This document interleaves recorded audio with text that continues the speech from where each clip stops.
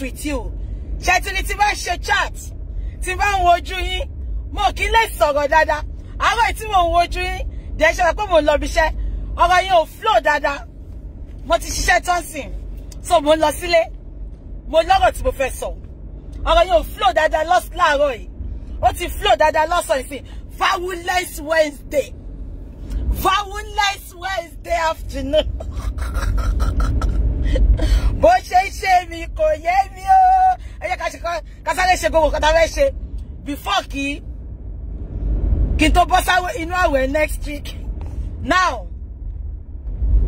mo rí kankan lórí social media. Mo ti sọ fún yín pé èmi ò kí n lọ sí social media kí n lọ máa ṣe like, love, like kí n máa wá àwọn stupid and useless pictures kan kiri. Àbí kò yé yín? I'm always on Facebook to learn. I'm always on Facebook to pick something. Also, if you scale through, scroll around, shop around. Am I online? How many online? Me, go on you.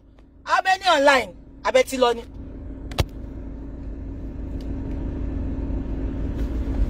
Shall I log line? Okay, mo rí yín sìn. Mo gbé sísàlẹ̀ ni. Mo fẹ́ gbé sókè tí bá gbé sókè tí mo ń ṣe chat yẹn. Me kí n lè concentrate dáadáa tí bá ń drive. Mo ń drive lọ́wọ́ ni. So bear with me, mo rí yín o. Now, look at my car. Mi ní sọ wọ́n tó tí mo fẹ́ rà fún gbogbo yín. But mo ti rí ìwé ẹ̀kan sìn. Now, let's continue. Èmi ò kí ń lọ sórí social media láti lọ máa ṣe rubbish. I go there to learn, to view things. Ibẹ̀ láti orí social media tí mo ti ń shop around kiri ìjọsí. Ibẹ̀ láti rí ètò fake ààrẹ tí ò jẹ́ nǹkankan. Àwọn olóhùn tó ń fẹ́ dé ìtọ́ kiri. Ibẹ̀ láti rí yẹn. But ọ̀rọ̀ yẹn kọ́ mo fẹ́ sọ. Bí tí mo ti ń shop around lọ́sàn yìí. I know that name. Mo máa ti ń rí orúkọ yẹn. But I'm not too used to that auntie. I used to see her on Sister Miyi, Auntie Mi and Leo, Auntie. Kí ló kọ auntie tó ń ṣe ọ̀rọ̀ àwọn pastor olè yìí, kí ló kọ wọn? Auntie Maureen, God bless my sister, my darling sister. She's always calling me, Bookie, màá nù ẹ́, mo náà tí ẹ lè nà mí, alẹ́ pọ̀ ni. Now, I used to see this auntie on Sister Maureen's platform, the material auntie yẹn. Sister Susie Reti, mo ti share information yẹn. Ẹ lọ wò lórí platform mi. Ẹ jẹ́ kí sáré kọrin kan. Kí n tó sọ̀rọ̀ tí mo fẹ́ sọ. Orin sẹ̀lẹ̀ yẹn sọ pé ìyanu lọ̀rọ̀ bàbá mímọ́ tó fi ìyanu rẹ̀ wọ́n fáráyé. Iṣẹ́ Olúwa ni kò sẹ́ni tó yé. Àwa máa rí di lọ́ba ọ̀run. Ọba tó mú jáde gbàtàyé sọ pé ó ti tọ́ yóò fi ìyanu rẹ̀ wọ́n láyé wa. Ṣé ẹ ti rí téèyàn bá ń ṣèlè yín? Tí èèyàn bá dúró tì yín, ó lè padà. Tí èèyàn bá fọwọ́ sí nǹkan fún yín, ó lè yọwọ́. Ṣùgbọ́n tí èèyàn bá yọwọ́, tí Ọlọ́run bàbá yín fọwọ́ sí, ọ̀run ò ní jẹ́ kójú tì yín ẹ gbà bí ṣe sọ fún yín. Olamide, shame on you billion times. Olamide, you are not worthy to be called a charity person. Olamide, show me pé mi fẹ́ sọ̀rọ̀ ẹ látijọ́ because you are irrelevant. You are sick. Oh, gbádùn. Wọ́n tún wá rún ẹ kó lọ́jà. Ìwọ náà bọ́ síta ó lọ́jà. I don't have your time this afternoon. Ṣé wọ́n ti family tó lọ gbé ní slum? Ó máa ń lọ kiri lọ wá wọn kiri ni. Ó lọ sí ọ̀dọ̀ àwọn family yẹn. Ṣé wọ́n ti family tí àǹtí Ellen bọ́ta? Tí àǹtí Ellen wá sọ̀rọ̀ nípa ẹ pé àwọn fún lówó. Ṣé wọ́n ti ìyá ọlá olórí burúkú kan tọ́jọ́ ń jalè ó lè ní gbogbo yín sẹ́ gbogbo charity yín àtàwọn wèrè tẹ́ ń dárúkọ pé àwọn kan wà ń bàdàn tó ń ṣe charity ó lè ní gbogbo yín ó lè ní èmi ni máa bá gbogbo charity yín jẹ́ lórí social media èmi tí mo sọ bẹ́ẹ̀ ni. Ọlámídé ìgbà tó kọ́kọ́ lọ sí Òṣòdì tó rìn rẹ̀gbẹ̀rẹ̀gbẹ̀ kiri tó ń wá ẹ tó fẹ́ fi méèkì owó ó rí bọ̀dá Tóyìn bó ṣe rí bọ̀dá Tóyìn ó lè gbé ó lè gbà Genesis jí ó fi orúkọ ẹ̀ gba 1.62 million. Ó gba owó yẹn. Ó ná ó tẹ̀ tí bọ́ta lẹ́wọ̀n sí. Wọ́n interview ẹ̀. Àwọn olóyìn búkú tó interview ẹ̀. Wọ́n bá wá interview ẹ̀ lórí owó tó gbà lọ́wọ́ bọ̀dá Gabriel. Ó gba 1.62 million lọ́wọ́ bọ̀dá Gabriel. Kò fún bọ̀dá Gabriel. Ṣé ń gbọ́ mi?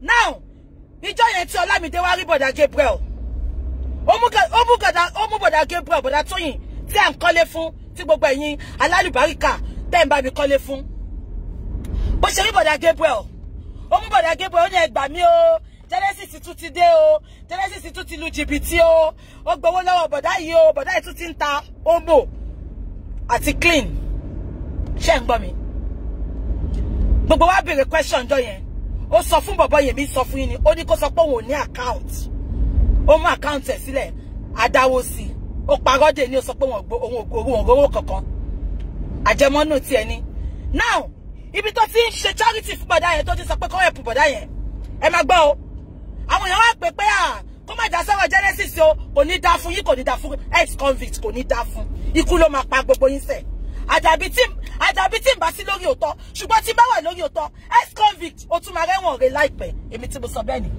adájọ́ wà lẹ́nu ẹ̀sẹ̀ àyàfi tí bá parọ́ mọ́ ẹ jẹ́ kí n máa sọ̀rọ̀ mi lọ àwọn èèyàn pè ń jọ yẹn Ọlámídé má dá sí o ẹsẹ̀kẹsẹ̀ Ọlámídé dẹ̀ sọ pé òun ò lọ́wọ́ sọ̀rọ̀ ọmọ tó jalè yẹn bọ̀dá Tóyìn ó lóun ò help ẹ̀ mọ́ bó ṣe sọ pé òun ò help ẹ̀ èmi ń wo bọ̀dá yẹn mo kàn pé àǹtí Tóyìn kan bá mi wá bọ̀dá yẹn lọ mo fẹ́ short story yẹn àǹtí Tóyìn lọ bá mi wá bọ̀dá yẹn mo bẹ̀rẹ̀ sí ní tọ́jú bọ̀dá yẹn ìgbà táwọn olórí burúkú Mayweather abúra jẹ̀bi àwọn olórí burúkú àwọn aláyé bàjẹ́ ẹ wo gbogbo sẹ́ẹ̀tì gbogbo wọn náà ìgbà tó máa sọ wọ́n sọ pé wọ́n hijack ẹ̀ lọ́wọ́ Ọlámídé now that was the first time tọ́lámídé tó ṣe kinní yẹn ṣé ń gbọ́ mi second time ó tún lọ gírígírí ó máa rìn kiri bí ìgbóná ni pàtó jẹ́ pé ó lè ní kò níṣẹ́ ẹ máa gbọ́ o ó wá lọ gírígírí ó rìn kiri bí ìgbóná ó tún lọ sílé kan ó sọ pé òun rí family kan bẹ̀ tẹ́bá ti rí slum tó lọ yẹn ẹ wò pé kí ló wá lọ síbẹ̀ ó lóun rí àwọn family yẹn níbẹ̀ ó wá kó family yẹn pẹ̀lú ọmọ 5 mo wà bẹ́ẹ̀ njọ́ yẹn táǹtẹ́ lè sọ fún pé àwọn máa fún ní 20,000 fáwọn family yẹn every month ṣé ń gbọ́ mi ṣé ń gbọ́ mi now àǹtẹ́lì ń dáwó sínú àkáǹtì ẹ̀ pé kó bá wọn fún family yẹn àmọ́ nǹkan táwọn family yẹn ṣe fún wọ́n sọ pé tẹ́ bá ṣe oore fún yàn a máa ń rìlíìsì okùn lọ́rùn wọn ni Ọlámídé àwọn viewers ẹ àwọn èèyàn tó láàánú tọ́lọ́hún ṣe àánú fún tó ń ṣe àánú àwọn ọlọ́run lò tán dá owó fún ẹ ó dẹ̀ gba ilé fáwọn family yẹn ní Ìkòròdú ṣùgbọ́n tó bá ti gba ilé fáwọn family yẹn kò tiẹ̀ respect privacy wọn ó kàn máa já wọlé ó máa lọ bá wọn ó máa ṣáà máa ṣe ó ṣáà fagídí jayé ó fagídí ṣe charity yẹn kò wá pé 2 days ìyàwó máa yẹn bí ọmọ 5 pẹ̀lú ìyàwó àtọkọ ìyàwó máa yẹn àti ẹ̀ ló kọ́kọ́ ní argument ṣẹ́bẹ̀ pé gbogbo wọn ti fi ṣe wọ́n ó gbé chat yẹn sórí live woman yẹn fẹ́ máa accuse ẹ̀ yí pé ó lu òun jìbìtì wọ́n reduce volume yẹn àwọn tó ń bá Ọlámídé ṣiṣẹ́ wọ́n abuse woman yẹn àtàwọn family ẹ̀ the next day Ọlámídé gbé bọ́ọ̀sì wá ó sọ pé kọ́ wá gbé káwọn people yẹn bọ́ta ó lé wọn bọ́ta nínú ilé yẹn mo ní kí ló dé táwọn èèyàn burú báyìí àwọn èèyàn pè wọlé ọ̀dà they are ingrate bàbàbà Ọlámídé this question is for you get in here olè gbogbo èyí tẹ́ ń ṣe charity àná lè ní aṣá ti gbàgbé àwọn family yẹn síbẹ̀ the second day Ọlámídé ṣe fídíò ó sọ pé òun ti rí màá yẹn nǹkan tó wá jọ mí lójú sí ṣàbẹ̀ pé investigative blogger lèmi ibi tí mo ti shop around lórí social media mo rí sister Suzy Retty go and watch her go and mo share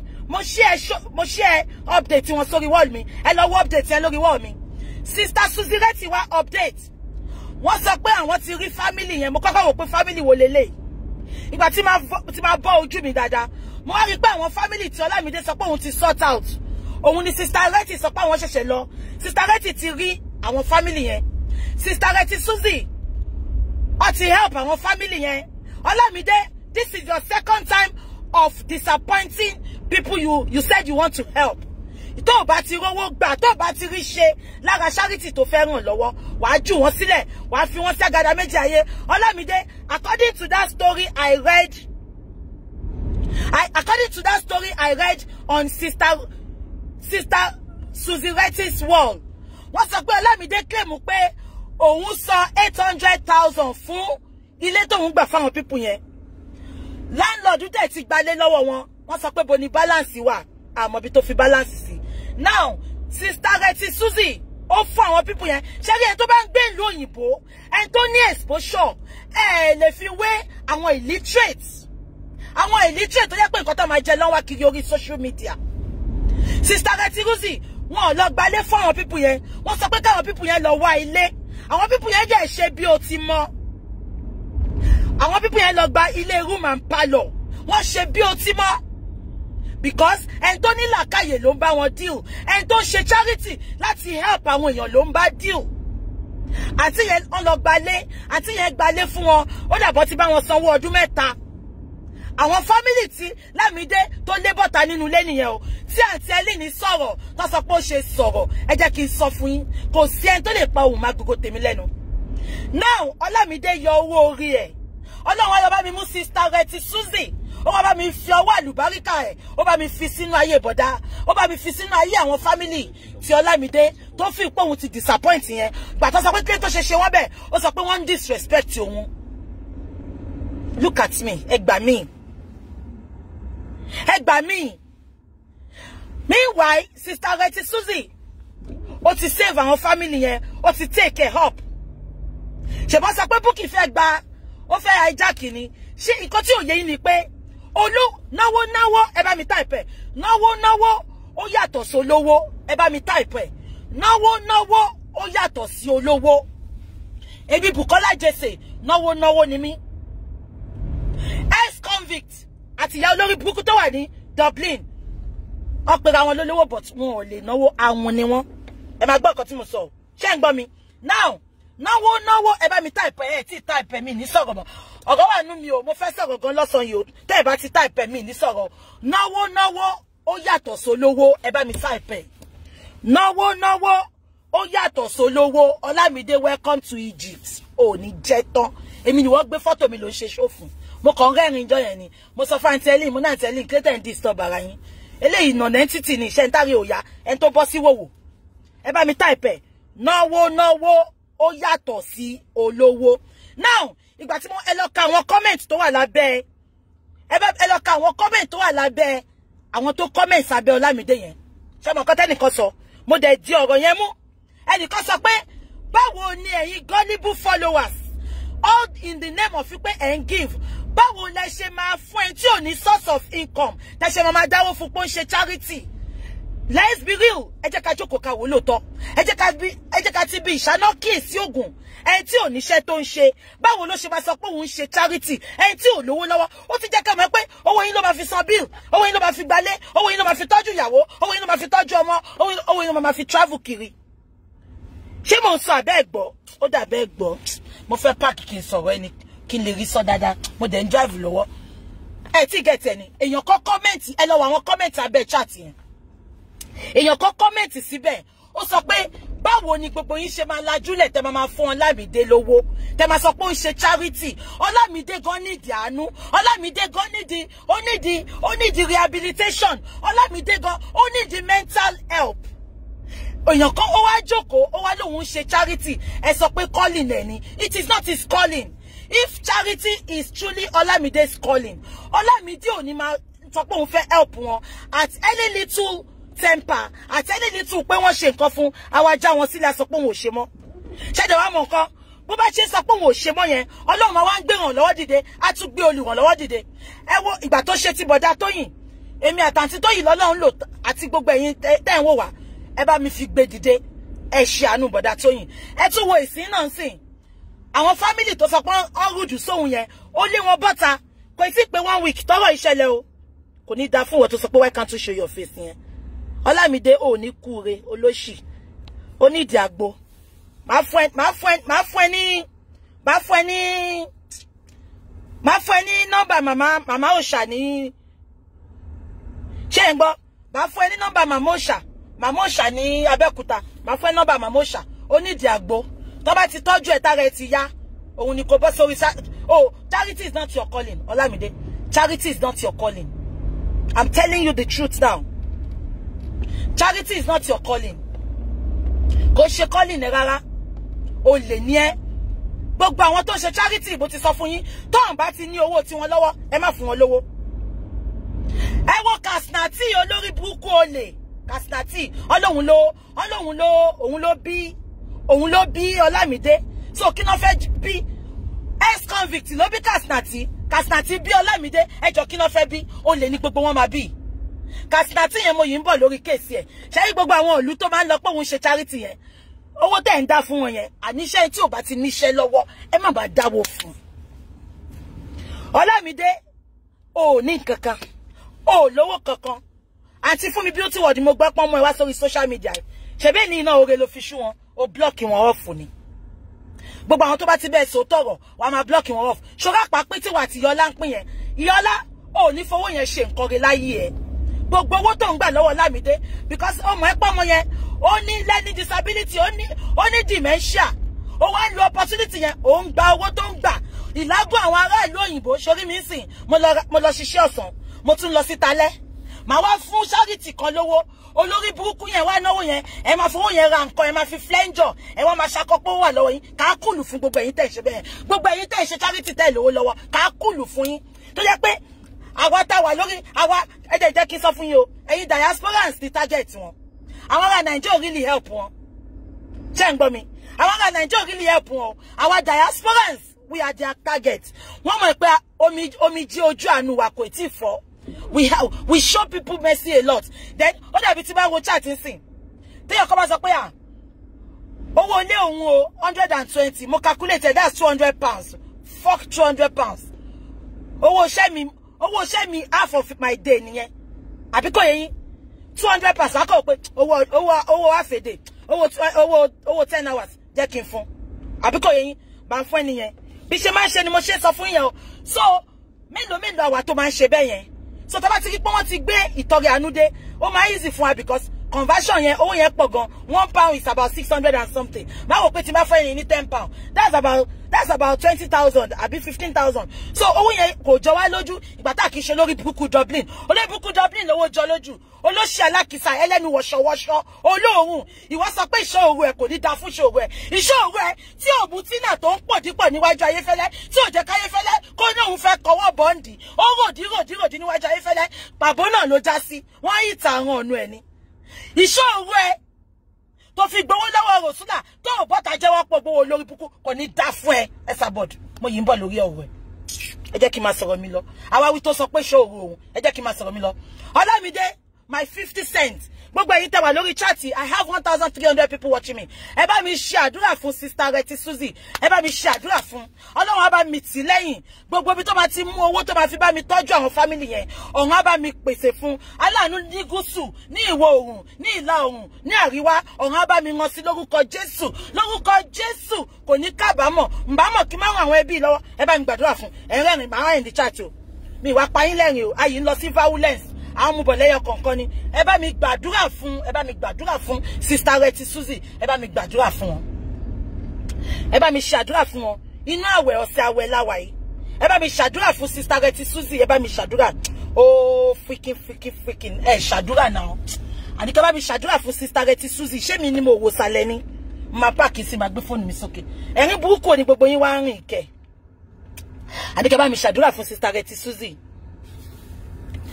Sister Reti Suzy, you will have in abundance.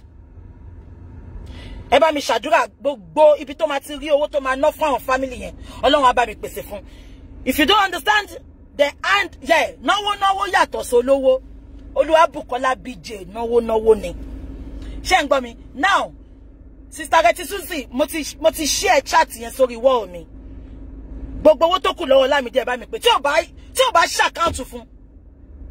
Bo kele máa gbé ẹni olè àwa olóṣì kọ́kọ́ lọ fowó yẹn kọ́kọ́ lọ fi tọ́jú English yẹn I have arrived today kàákùlù fáwọn alátìlẹyìn èmi ló fẹ́ fi kọ́rọ̀ sọ àtọ̀tọ̀ mo kàn fi ẹlẹ̀ ni pé wo ara ilé yóò yá lára àwọn tó kó ní mo ṣe fáláwọn ọpọlọ ni I don't have time for you so that was why I didn't respond but tí bá rí òótọ́ pé o jalè màá wá fún ẹ lésì olè ni ẹ lọ́wọ́ ṣẹ́ṣe òun ṣe charity olówó lọ́wọ́ ṣé tálíkà ń ṣe charity ni mo sọ láàárọ̀ yìí ó dàbọ̀rọ̀ ẹnu búkì tóbi jù tálíkà òun ṣe charity ẹ lọ wo comment sọ́dọ̀ sister Reti Suzy sọ pé ẹni yẹn comment pé ẹni tó bá fẹ́ ṣe pé kí ni source of income àwọn tó ń ṣe charity kẹ́ tó máa dáwó fún wọn, because wọ́n máa kọ́kọ́ fowó yín tọ́jú ara wọn kó tó tọ́jú àwọn tẹni kọ́ lọ fún lówó.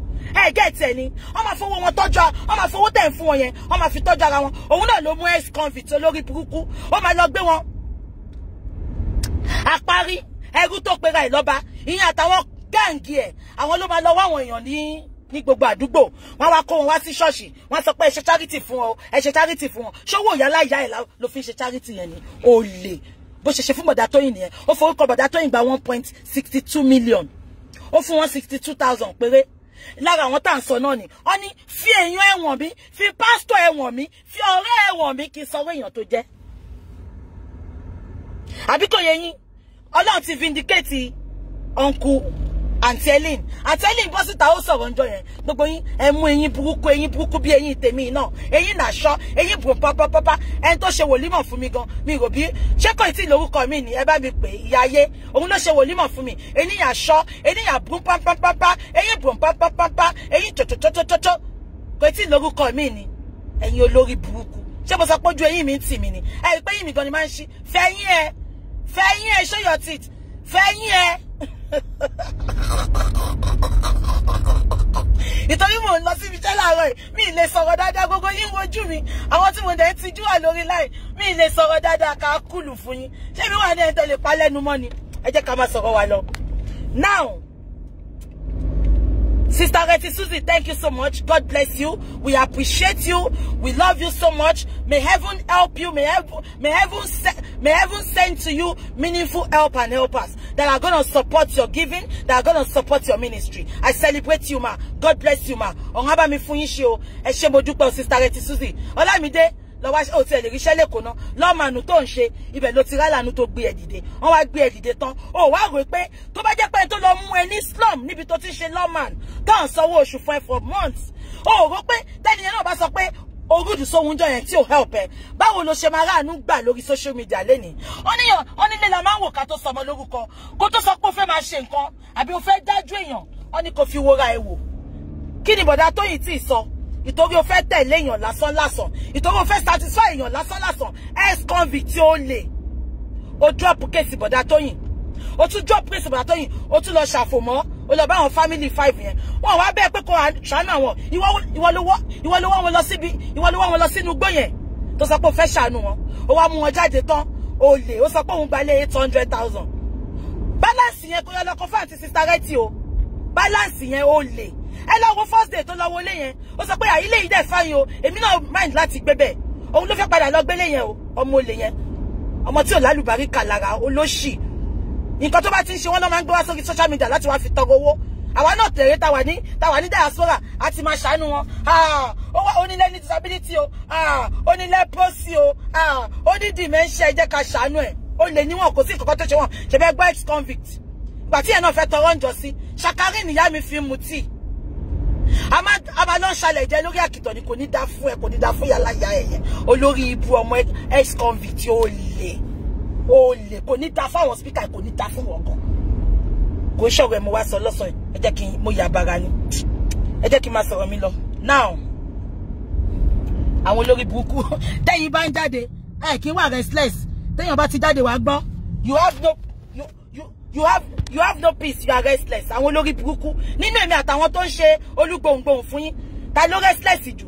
Ẹ gbọ́ pé bí ṣé mo lọ láàárọ̀ yìí, mo ti pawó kan lọ́sàn, mo tún máa patalẹ́. Ṣé mo restless nìyẹn? Let me tell you, kò ní àdínkù ló máa pa yín tẹ̀ nǹkan you are restless yẹn, yín olórí burúkú tẹ̀ lálùbáríkà ẹ̀. Èmi àtàwọn olórí burúkú other side, ta ni ó restless nínú àwa méjèèjì? Èmi ń pawó, mo dẹ̀ restless, thank you. Ẹ̀yin ṣẹ́yìn ń powó ni ẹ̀ pa nǹkan kan, ẹ̀yin olórí burúkú. Anyway, ẹ jẹ́ kí n lọ gàràràràràrà. Mo fẹ́ yẹ kẹ́ get some things right on this social media this afternoon. Àwọn olórí burúkú kan wọ́n ń fò kiri. Wọ́n ti ń jà o, Ọlọ́run ti mú wọn, kò ní dá fún yín. Kò ní dá fún yín, kò ní dá fún Ọlọ́run Ọládélé tẹ̀ ń sọ yẹn. Ikú ló máa pa Ọládélé àtọlọ́run ẹ̀ yẹn. Ikú òjijì fall on Ọládélé Genesis àtọlọ́run ẹ̀. Gbogbo èyí tẹ̀ ń sọ pé God of Ọládélé kò ní dá fún yín. Ẹ ní kúre, ẹ ní dúró síbi táṣọ yín wà. Ibo lọ́lọ́run Ọládélé yẹn wà ìgbà tó ń jalè? Ibo lọ́lọ́run Ọládélé yẹn wà ìgbà tó lọ sí prison? Ẹ ní ṣoríire. Àwí tó sọ pé òun lọ sí prison, Ọlọ́run lọ kọ́ òun lẹ́kọ̀ọ́ ni. Ọlọ́run lọ kọ́ ẹlẹ́kọ̀ọ́. ó lọ influence àwọn ẹlẹ́wọ̀n tó tún wà ńbẹ̀ bó ṣe máa jalè ní olè kò ní dá fún gbogbo ẹ̀tẹ́ sọpọ́ lọ́wọ́n ládélé ikú ló máa pa yín àtolórí burúkú ìyá ẹ wo bí yẹn ṣe rí ẹjọ́ kí ló wọ̀ sọ́run yẹn ṣé ṣéènì tó fi ń di ajá ló wọ̀ sọ́run jọ Sunday ni ṣé kí ló wọ̀ sọ́run yẹn olórí burúkú ó ti mọ̀ pé tóun bá sọ pé 18 karat wọ́n máa gbé jáde tóun bá sọ pé kíní kan AliExpress wọ́n máa gbé jáde olórí burúkú sọ pé turkey gold ni mo wọ̀ turkey kakulu fún ẹ kakulu fáwọn tó ta turkey gold fún ẹ wèrè yẹn náà sọ pé ṣọ́ọ̀rù òun ló tún wọn ká now let's get something straight into our freaking brain ṣé ń gbọ́ ẹ jẹ́ ká get nǹkan straight in ṣé ń gbọ́ mi gbogbo yín jubilate ẹ̀ ń fò kiri ó ti bú o wọ́n ti bú o ọlọ́run bú wọn o àárín wọn ti tú o ó dàbí orí gbogbo yín ò pè ẹ̀yin tẹ̀ ń sọ̀rọ̀ yẹn ẹ ti gbàgbé pé ó máa ń yí bíríbírí ni ẹ bá mi tọ́ka sí any speaker lórí social media yìí tí àwọn méjì ìtàn ti close bọ́ ọjà ẹ bá mi sọ ta ni ò tí ì ṣẹlẹ̀ sí rí ó ṣẹlẹ̀ sáyé ó ṣẹlẹ̀ séwé olórí burúkú ex convict àwọn tó ń gbèjà ẹ̀ gan underground wọ́n ti ń bára wọn jà ẹ jẹ́ kí n tún já yín sí underground wọ́n ti ń bára wọn jà ọmọ tó wà l'Amẹ́ríkà yẹn ó sọ oríṣiríṣi betrayal tí olórí burúkú gay tó wà ní Maryland tó ń ṣe nínú gúùpù yẹn wọ́n kàn fi nǹkan bò ní gbogbo yín ẹ má jẹ́ kí inú yín dùn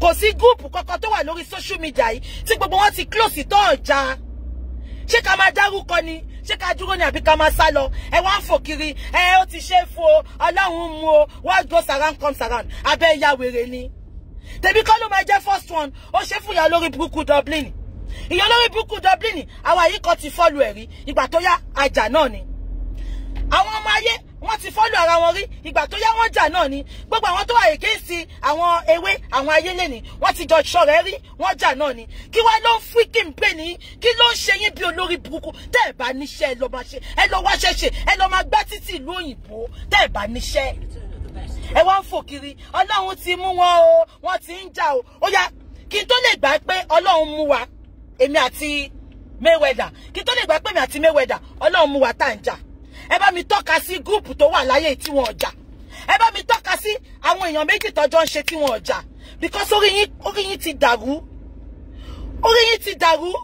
ẹ wá ń fò kiri ó yá wọ́n ti ń jà o ó yá bá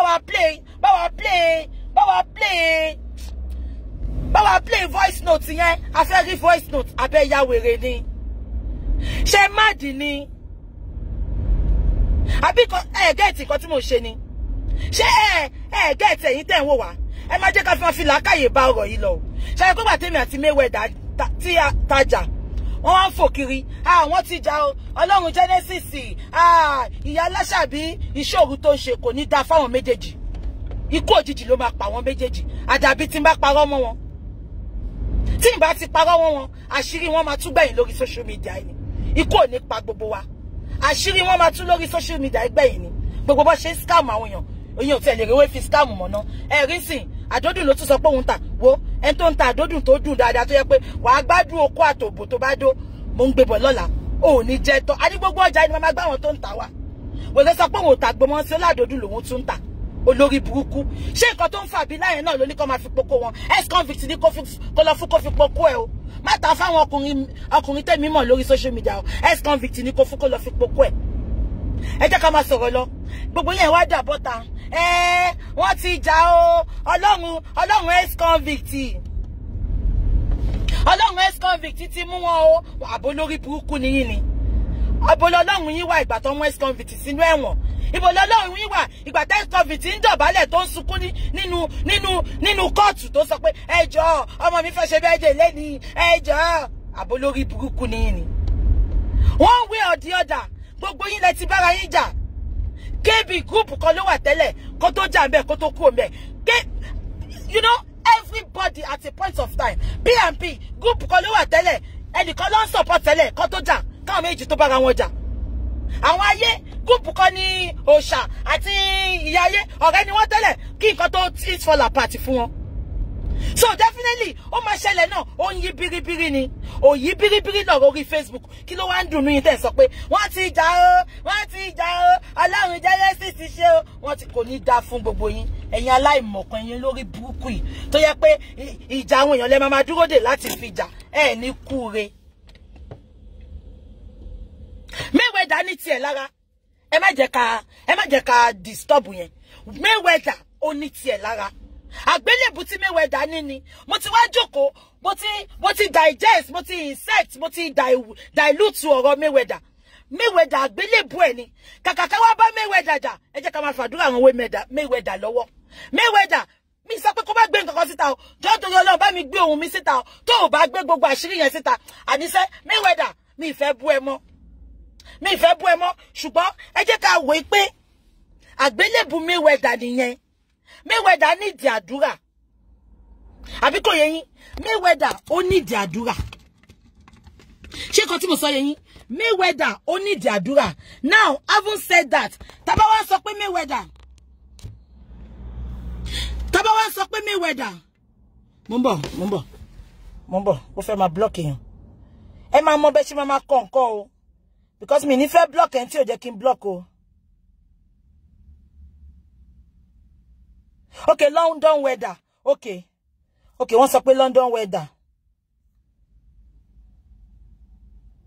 Okay, wọ́n ní kí n má pè Mayweather. Okay, London weather. Yeah. Now, okay, mo fẹ́ block èèyàn kan. Ẹ bá mi wo comment ẹni. This is your last chance. I'm gonna block you after this. Okay, mo ti rẹ́ ni náà, mo ti block ẹ. Ṣé nǹkan tí mo sọ yé yín? Ìgbà ìjọ Sunday mo bínú sí London weather. Mo bínú lóòótọ́ ni mo bọ́ta fún. Inú ló bí mi. Mo ń bọ̀. Ẹ máa watch nǹkan tẹ́ nǹkan. Mo ti block ìwọ́n tiẹ̀. Mo ti block ẹ.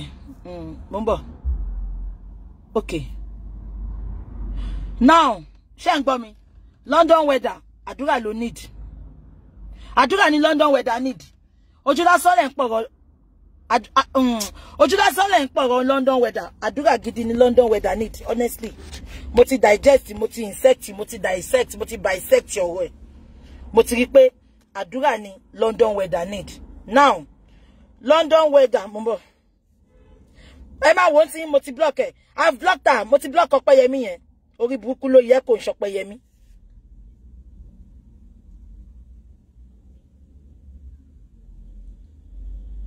Ṣé ń gbọ́ mi? Yeah.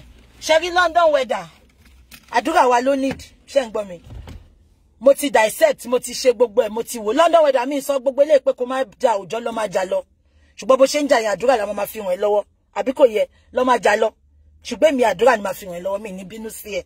Má jà lọ o. Wàhálà ẹni tó bá ní kó má jà kò ní dá fún wọn. Ẹni tó bá dẹ̀ ní kó má gbé voice note síta kò ní dá fún wọn. Bá mi gbé voice note yẹn síta òjò, bá mi gbé síta lóríṣiríṣi. Ṣùgbọ́n London weather. Ṣé rí London weather? Wàláì tàláì. Àdúrà ló nídìí o. Àdúrà ló nídìí, ẹ má jẹ́ ká bínú sí. Now, ẹ wá bá mi tọ́ka èèyàn kan tí London weather ò tí lọ bá ṣe, tí ò ti ṣe nǹkan tó ń ṣe fún mi, tí ò ti ṣe fún. Àbí kò yé yín? Ẹ bá mi tọ́ka sí ẹnìkan tí London weather ti bá ṣe tí ò ṣe nǹkan tó ṣe fún mi fún.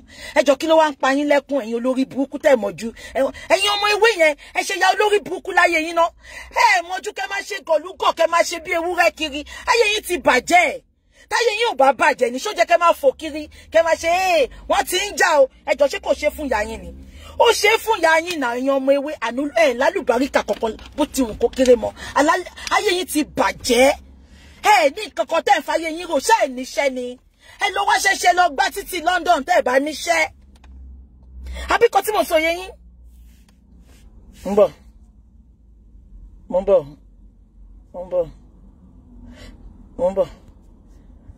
Mo ń wo ẹni tí máa block ni o.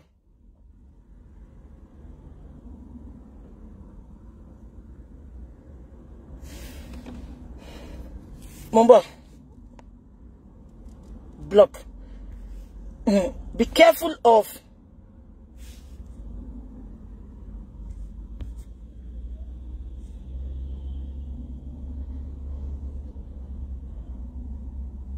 mo ń gbọ́.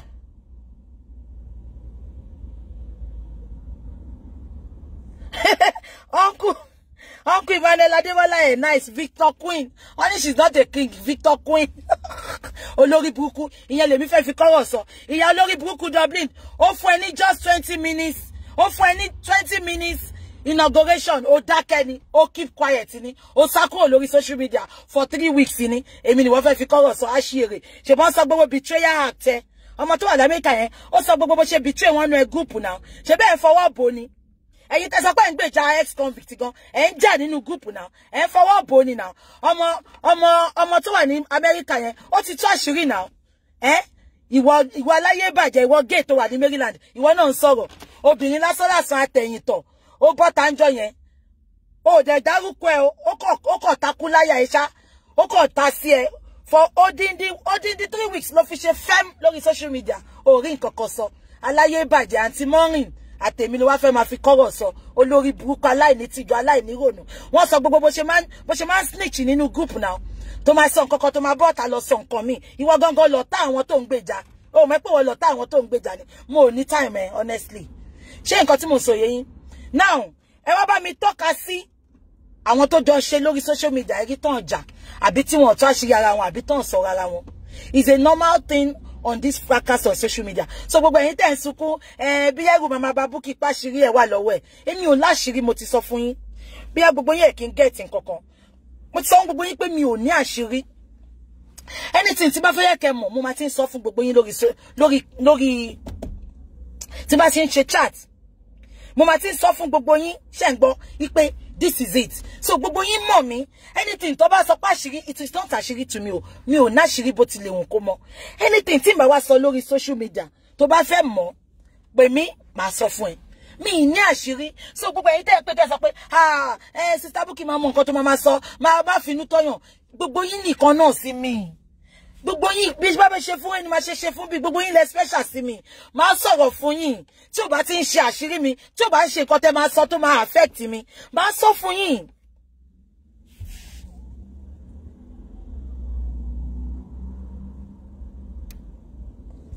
Ta ni yẹn music? Miss Music. Mi tẹ́ mọ̀ bẹ́ ṣe ń kó rẹ̀. Okay, mo ń bọ̀. Ṣé nǹkan tí mo sọ yé yín?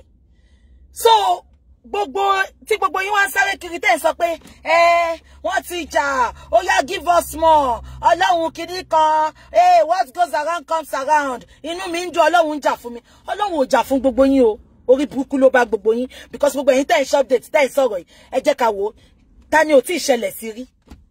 Ẹ sọ fún mi ta ni ò tí ì ṣẹlẹ̀ sí rí. Gbogbo àwọn tó jọ jọ̀rẹ́ lè ní tọ́jọ́ ń group fight. Àbí kò yé yín? Ṣé ń gbọ́ mi? Gbogbo àwọn tó ń gang fight, tó ń group fight lẹ́ni, one way or the other, gbogbo wọn ló ti jà, ló ti bára wọn jà rí. But àìní integrity ló ń jẹ́ kí gbogbo wọn padà lọ bára wọn. Just because they want to fight me, just one person, wọ́n di ọ̀rẹ́. Meanwhile, gbogbo wọn ò like ara wọn o. Gbogbo wọn hate ara wọn o, ṣé ń gbọ́ mi? Gbogbo wọn hate ara wọn o. But just because they want to fight ọmọ ológo, ọmọ tó ń sọ lọ́wọ́lọ́wọ́, èèyàn kan bí 1 billion, ìtò wọn fẹ́ fight ẹ̀, wọ́n wá lọ ń gang up. Kí ló ń ṣe yín gan-an tẹ́ lọ farabalẹ̀? Gbogbo nǹkan tó ń ṣẹlẹ̀ yìí, kò sí gúrùpù tí ò ti ṣẹlẹ̀ sí rí. Àbí kò yé yín? Ẹni tó sọ àwọn wèrè kan tó ibì kan lọ ti kúrò, àwọn tó lọ bá àwọn wèrè kan lẹ́ni tó ń celebrate wọn. Gbogbo ẹ̀ ti ṣẹlẹ̀ rí lórí social media yìí. So kí lójú òrírí tèmi ò ṣe first time tèmi dẹ̀kọ́ ló máa gbẹ̀yìn, ó máa ṣẹlẹ̀ lọ ni. Àbí kò yé yín? So why kí ló ń dùnnú yín? Wọ́n ti jà o, àṣírí wọn ti tú o, Ọlọ́run kìíní kan ti tú. Àbólórí burúkú ni yín ni. Ya wèrè ni orí yín ò pé ni. Kí ó dé tẹ̀ kí n fi làákàyè máa bá ọ̀rọ̀ orí social media lọ. Àbí kan tí mo sọ yé yín? Àní mò ń sọ ìjọ tẹ́ bá ti lè tọ́ka sí anybody lórí social media. Àbí kò yé yín? Ìjọ tẹ́ bá ti lè okay, ẹ jẹ́ kí n fún example. Ẹ wá àwọn ìyá méjì kan lọ sọ pọ́n Jansin. Ẹ jẹ́ kí n fún example Yeye Oge mọ́mí Ondo yẹn kí ló kàn mọ́ wọn tí ó kàn àti Adé Buhari. Àsàtìgbà tí Yeye Oge ṣe tó kú mọ́ sí wọn. Adé Buhari ló bá wọn share video ló celebrate wọn. Yeye Oge àti Adé Buhari sìn wọ́n not in jàjà yẹn láti bí over a week nsìn lọ tin jàjà yẹn. They are best of friends. They used to be best of friends. Ẹ wá wọn méjèèjì nsìn wọ́n tin jà. Bí yóò mi tí Zuckerberg fi gbé Facebook ni kò yé mi. Bí yóò mi tó fi dá Facebook sílẹ̀ ni kò yé mi. Kò síyàn méjì tó máa jọ ṣe lórí social media wọ́n máa jà ṣá ni wọ́n wá lè jà kán wá tú ẹrù wọn dì kán wá di ọ̀rẹ́ ṣé rí gbogbo àwọn tẹ́ ń rí lẹ́ni for the benefit of gbogbo ẹ̀yin tẹ́ ń join Facebook tẹ́ ṣẹ̀ṣẹ̀ ń join ní last year 2 years ago mo ń sọ fún yín sí pé omi tó fi pinlẹ̀ ṣe Facebook yìí ni kò sáwọn méjì àgàgà àwọn tó ń ṣe fákà ṣe ń gbọ́ kò sáwọn méjì tọ́jọ́ wà àbí kò yẹ yín kò sáwọn méjì tọ́jọ́ wà wọ́n máa ń jà ní ìjà máa ṣẹlẹ̀ ṣáà ni tó bá jẹ́ pé gbogbo yín tẹ́ ṣẹ̀ṣẹ̀ ń join mọ gbogbo nǹkan tó ń ṣẹlẹ̀ ó dàbí máa lọ máa bring àwọn fídíò yẹn bó ṣe ṣẹlẹ̀ láti bẹ̀rẹ̀ máa bẹ̀rẹ̀ sí ní play kí gbogbo yín máa rí àbí kò yẹ yín just because of it is Bukky Jesse ẹ jẹ́ kí n sọ kílíkan fún yín o bí ogun bá ṣe pọ̀ tó ní ògo ṣe máa tóbi o ṣe rí gbogbo ogun tí mò ń rí ohun tiẹ̀ ló kéré jù àbí kan tí mò ń sọ yẹ yín gbogbo wọn ló máa ṣẹ̀ sí gbẹ̀yìn ó ti di dandan àdàbí tó bá yẹ pé bó ṣe ń sọ yẹn bí wẹ́dà London ṣe ń sọ yẹn ló ṣe rí ṣùgbọ́n tí ò bá ti jẹ́ bẹ́ẹ̀ gbogbo wọn máa tún ṣẹ̀ sí wọ́n máa ṣẹ̀ sí ẹ ṣàfọwọ́lẹ́rọ̀ ẹ̀yin tèmi ẹ̀yin tẹ́ dúró sórí òótọ́ ẹ bá mi fọwọ́lẹ́rọ̀ kẹ́ máa wo bó ṣe ń lọ ẹ jọ̀ọ́ torí Ọlọ́run ẹ má jà fún mi ẹ má lọ debunk anything fún mi ẹ má lọ sọ̀rọ̀ bí kankan fún mi please Ọlọ́run ń jà lọ́wọ́lọ́wọ́ wọ́n ní má má ṣe pé rárá kí má má ṣe pé rárá kí ṣàfọwọ́ mi lẹ́rọ̀ Ọlọ́run á jà fún mi. Exactly. Facebook is a various cycle. So, mo kàn wo gbogbo àwọn olóyìnbó tó ń sunkún kiri ni wọ́n ti ń jà o wọ́n ti ẹwà lọ ń lick house. Ìtọ́wọ́ ẹ fẹ́ gang fight. Ẹ̀yin ọmọ ìwé ìṣẹ̀yà lórí burúkú ní gbèsè ayé yín náà. Ó ní show me your leader kí n sọ irú follower tó ń tẹ̀lé. Like leader like follower. Olórí burúkú. Hey! Ìyá Àjàrà Bukka Ẹ̀sà Bush. Hey! Wo bó ṣe rubbish ẹ̀. Ẹ̀sà dog, Ẹ̀sà donkey, Ẹ̀sà olórí burúkú, Ẹ̀sà alára rúrùn. Ẹ wà kísà tó wọ̀ ọjọ́ Sunday. Ó dẹ̀ sọ pé wọ́n taṣọ yẹn fún ẹ ìkà ló ṣe fún ẹ o. Jọ ṣé last size tó rí lórí igbá lọ fún ẹ ni. Ṣé last size tó kù lórí igbá lọ fún ẹ ni. Ó wọ oversize ó wá fọwọ́ adjust ó fọwọ́ adjust. Wo nǹkan tó wọ̀. Wo nǹkan tó wọ̀. Wo nǹkan tó wọ̀. Àwọn iṣẹ́ àánú ta material yẹn. £2.50 per yard ni. Wọ́n wá fi wọ́n dress fún ẹ. Ó wá ṣọwọ́ báyìí. Ẹ̀mí wà lóhun adjust. Jọ ṣé ó dàbí size 18 ló wọ̀. Size 24 ló wá kù lórí igbá òun lọ send sí ẹ. Àwọn olórí burúkú dédé ibi kọ́ làwọn ìgbà tó faṣọ fún mú ni ibi kọ́ làwọn tó sọ páṣọ ní aṣọ kò rí ìṣìtò ni àlọ́ olórí burúkú ni gbogbo yín tẹ́ bá ti fẹ́ gang fight tẹ́ bá ti fẹ́ ẹ wá máa leak house ó dàbí àwọn ará Ìbàdàn they are house leakers ẹ má bínú o ẹ má bínú ẹ̀yin tẹ́ bá jẹ́ Ìbàdàn àwọn ará Ìbàdàn mo ti notice they are house leakers ẹ wá lọ máa leak house torí ẹ fẹ́ gang fight ọ̀tá ẹ why only marry lọ́ta ẹ̀ but ẹni tó ti kàn ẹ́ léwo tó ti gbé lábẹ́rẹ́ ẹ̀ wá lọ máa leak house ìtorí ẹ fẹ́ gang fight ṣojú òkè tì yín ni ó wá mú aṣọ abẹ́rẹ́ dírẹ́sì tó wọ̀ yẹn ìyá wèrè ó máa try láti jẹ́ kí analyse kankan fún ẹ mo fẹ́ ṣe irun mi bíi tàbẹ̀kẹ́ tí ò bá lórí tó dàbí tàbẹ̀kẹ́ kò lè jọra wọn Ẹ̀sà board ó ṣáà ń struggle ó fẹ́ dàbí èmi ó fẹ́ rí bí èmi you want to look like àbólórí burúkú ni ẹni o lè máa emulate àwọn ọmọ ẹ ni ṣebí tí náà wà ń bẹ àkọ́bí àtàwọn ọmọ ẹ o lè máa emulate wọn ni ṣé mo mọ̀ ẹ́ rí ni ṣọ́bí sórí mẹ́ja ni kí ló tó ṣe pé èmi gangan ni problem ẹ lórí social media yìí o máa ṣàfẹ́ bí n wọ dírẹ́sì wà fẹ́ wọ dírẹ́sì mi bí n lo glasses ìjọ yẹn ló máa lo glasses lòun náà máa jókòó àwa jókòó bí alákan olórí burúkú á jókòó bí alákan á máa feel kí ló máa feel náà tó bá ṣe ṣáàtì náà ìyàwó èrè olè wọ́n sọ pé ó gba 4,500 ó wá rí pé mi àti London weather wá ń jà ó wá take advantage yẹn ó sáré bọ́ta pàṣẹ tí mo ti gbálàgbé wá tí mo ti sọ pé ó gba 4,500 kò bọ́ta sọ̀rọ̀ ìtìjú ò jẹ́ kó sọ̀rọ̀ ó wá rí pé mi àti London weather ń jà ó sáré wá bọ́ta ó wá take advantage yẹn ó fi ń sọ̀rọ̀ olóṣì aláìnítìjú rádaràdá rédèrèdè useless idiots ẹ jẹ́ kí n máa sọ̀rọ̀ mi o Ẹ̀sà board o ṣá ń patch everything up o ń patch it up ojú ọmọ ẹ̀yin speakers how market tí n bá wá sọ eléyìí sìn tẹ́ bá ṣẹ̀ṣẹ̀ lọ ṣe mo mọ̀ pé mo ti sọ ná ẹ̀yin speakers how market ó máa ṣe fún yín o ó máa ṣe fún yín o okay wọ́n ní kí n dá padà wọ́n ní àwọn tí ò wá educated ní Ìbàdàn ló máa ń leak cars mo láwọn ọ̀rẹ́ Ìbàdàn dáadáa mo dẹ̀ ní property kan tí mò ń ṣe sí Ìbàdàn àwọn ará Ìbàdàn dá pọ̀ ṣe rámà láwọn yẹn ni mo like iná straight bá ti lọ Ìbàdàn báyìí iná straight ni ma ti ń já wọn là wọ́n náà wọn uneducated idiot inú wọn àwọn tó ń gbé bẹ̀rẹ̀ àwọn ló máa ń ṣe àwọn ló máa ń lick ass kò ń ṣe gbogbo Ìbàdàn ẹ̀yin ará Ìbàdàn mo sorry o sorry o mo like yín o